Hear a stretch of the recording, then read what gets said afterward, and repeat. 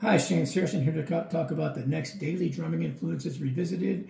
Originally posted in 2012. Today is March 31st. It is the last day of Studio Drummers Week. There'll be another one that comes up later. And the drummer for today is Bernard Purdy. If you look up Bernard, he's hilarious, funny guy, tremendous feel, tremendous groove, and quite a storyteller in a lot of ways too.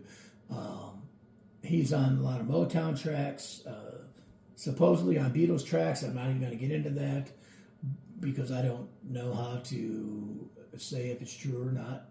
But I also know he's definitely on some Steely Dan tracks that got my attention and a lot of other drummers' attentions. He's kind of credited with being one of the first to create the halftime shuffle. A lot of people even call it Bernard Purdy Shuffle. Where instead of being a backbeat on 2 and 4, it's on 3 with ghost notes filling in the middle triplet note. Jeff Piccaro's Rosanna groove is he said he got that idea from 2 different drummers, one being John Bonham, one being Bernard Purdy. And the 2 home at last. But if you can also go back, John Bonham is a halftime shuffle, if you want to call it that, on Fool in the Rain, and classic rock beat.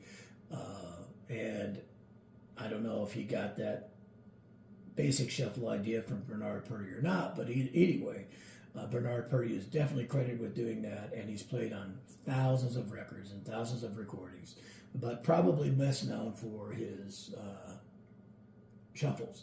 And But his work with Steely Dan is tremendous. You got to check it out.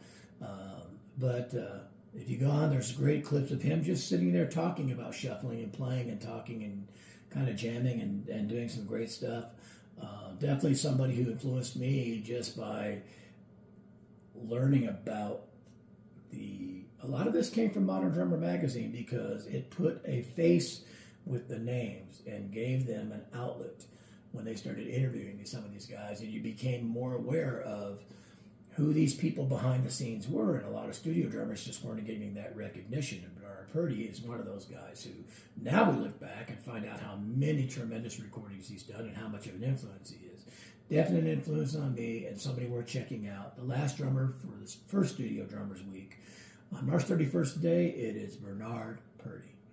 Bernard Purdy is the nickname.